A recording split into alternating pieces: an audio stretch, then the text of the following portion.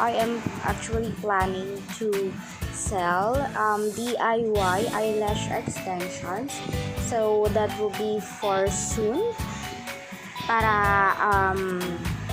meron na rin kayong sarili yung eyelash extension kit. So, susubukan ko rin magbenta nun and i-introduce ko lang sa inyo kung ano yung mga ginagamit ko every time na meron akong client na magpapalagay ng eyelash extension. So, let's start with the pangtanggal muna ng eyelashes. So, etong Star Mo eyelash cleanser, kapag ayaw mo na nung size, halimbawa 8mm yung pinakabit mo pero mas gusto mo siya ng mas mahaba, pwede mo tong gamitin.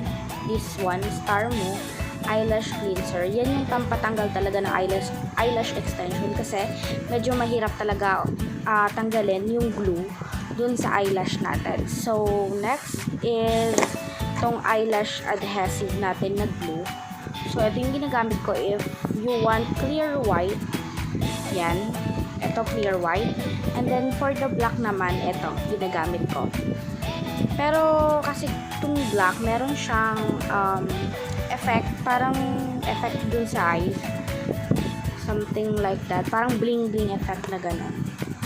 And then, ito, from Star Mo din. Eyelash adhesive din siya. Black din to.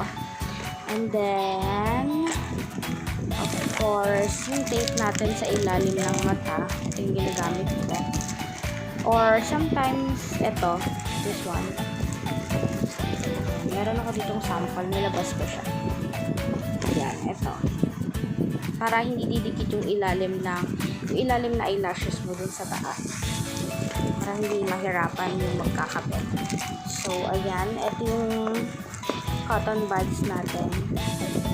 Yan. Pero meron din akong extra buds dito. Yan. So, pag sa eyelash extension, meron din tayong ginagamit na mga suklay sa eyelash. Tapos, ayan, solution. Ayan. Then, ito. And then, of course, yung ring natin, ito yung nilalagyan ko ng water or solution para sa mga lumalagpas na glue. Yan. Kasi hindi natin talaga may iwasan even if professional ka na. And then, this one, ito yung ring. Yung pwede mong lagyan dun ng glue. Tapos, para dun ka na lang magsasawsaw kapag ikakabit mo na yung eyelash. So, for the tweezers naman, meron tayong iba't ibang size ng tweezers. Ayan. Ito yung straight lang siya. Ayan, labas natin ha. Straight lang siya. So, before ako maglagay ng eyelashes sa mga clients natin, naka-gloves ako, may alcohol ako, nagsasanitize ako ng gamit. Yan. Ouch! Oh my God. So, matalas. Yan. Ito yung takip ng ating tweezer. So, ito siya. Don't worry.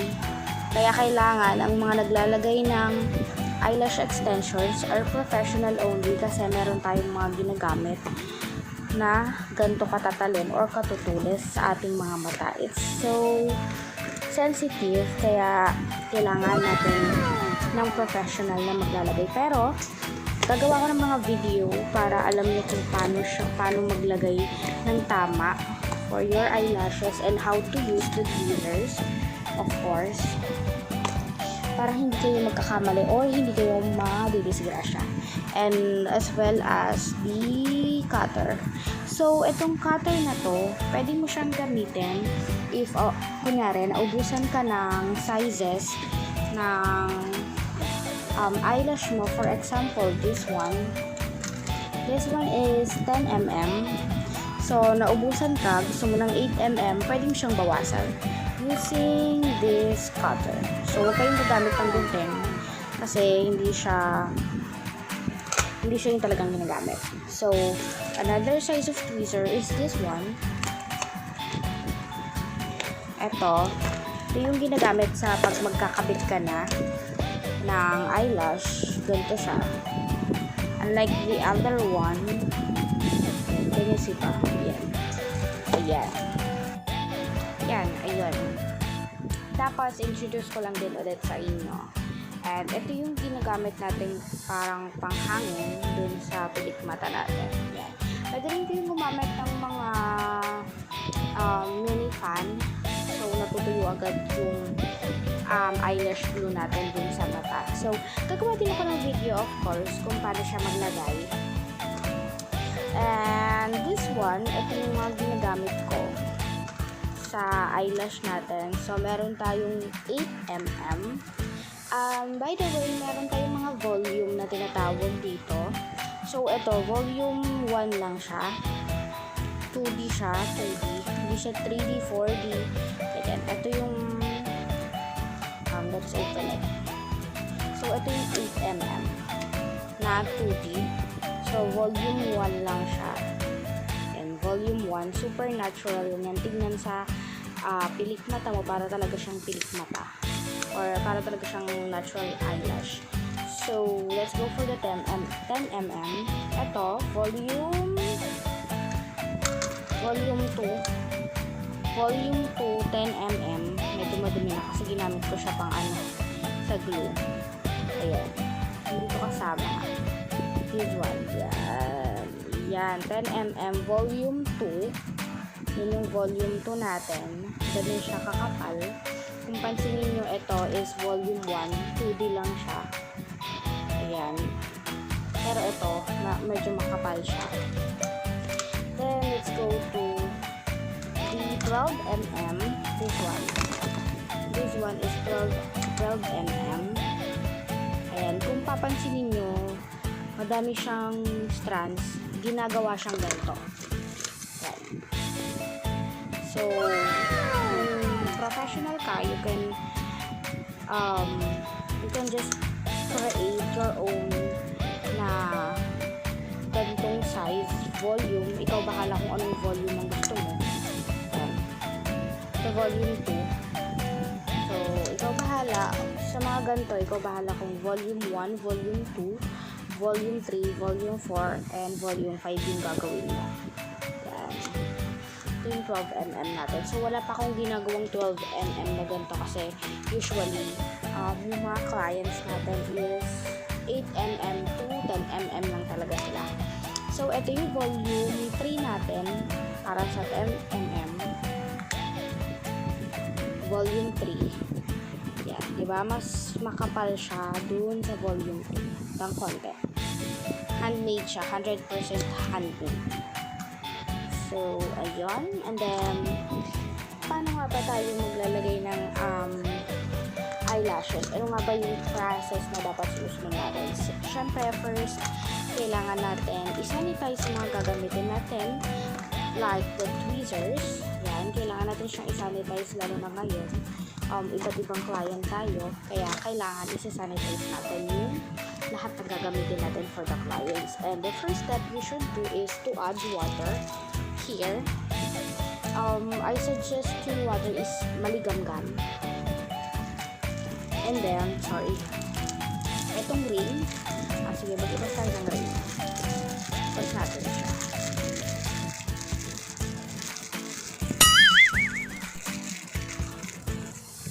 Yan. So, yung ring, siya yung nilalagyan ng glue. Yan, kaya ko lang siya nilagay dito. Ayan, kaya ko lang ginamit to kasi medyo tinamad ako gumamit ng ring. Ito yung ring. Satin natin. Ayan, dyan natin nilalagay yung glue kapag magkakabit na tayo ng lashes. And then, ito nga, yung in-introduce kanina, black. And we also have white. Tapos nilalagay sa ilalim ng mata, either tape or this one. Yan, lalagay nyo muna yan. And then, i-cleanse nyo muna yung mata ng client using the cotton buds. And then, after that, you can apply the glue na to the ring. Tapos, huwag nyo siyang ilalagay ng hindi pa stretch yung glue kasi hindi siya didikit. So, kailangan nahanginan mo na yung glue bago nyo siya. So, yeah, para dumikit nga yung glue sa ating eyelash, kailangan medyo stretchy na siya or medyo nahanginan na siya, kaya meron tayong ganito para mas dumikit siya dun sa eyelash. And kalimitan kasi ng mga client, tinatanong nila, mahapdi ba yan? Mahapdi ba yan? Usually, hindi po talaga siya mahapdi. Kaya lang siya nagiging mahapde kasi other people na nagkakabit ng eyelash is dinadirect nila si adhesive sa mata ni client. So, hindi po ganun ang process. Kaya nga meron tayong ganito para hindi siya direct ilalagay sa mata ni client. So, nagiging mahapdi lang siya kapag direct mo nilalagay yung glue dun sa eyelash ni client. So, mali yun. Maling process yun. So, kapag mahapdi, alam niyo na, ibig sabihin dinirect yung glue sa inyong mga mata. So, eto naman, pwede mo rin siyang dito ilagay yung glue. Kinakabit siya dito. Pwede mo, pag naubusan ka ng ring or madumi lahat ng ring mo, hindi mo pa nalilinis, pwede siya dito. Didikit mo lang siya dyan, and then, pwede na dito ilagay yung glue. And, yeah, of course, kailangan mo rin siyang suklayin. You need also to sanitize this with alcohol. Yan. Sanitize mo rin siya kasi iba't iba. Or you can use one stick per client. Ganyan ako isang suklay para sa isang client, and then yung gloves ko, yung lahat ng ginamit ko sa isang client, tinatapon ko na siya after ng process namin. After ko siya malagyan. So, nasabi ko naman na yung mga sizes ng tweezers natin and how to use it. So, kapag naman tatanggalin mo na siya, kumbaga, i-apply mo na siya sa eyes ni client or sa eyelash, you need to use the tweezer para makapit mo siya. Ito talaga yung ginagamit namin. Ito yung pinaka number 1 na kailangan ng mga naglalagay ng eyelash extension. So, ito pang support siya. Yung ganitong klase, yung diretso, pang support siya kung pag ilalagay mo na siya. Pang support siya. So, gawa na lang ako ng other video para malaman nyo kung paano ko nilalagay or ano yung tamang process para maglagay ng eyelash extension. So, ayun lang. So, if you want to book or to have appointment with me, kindly please message my Facebook page, Eyelashes.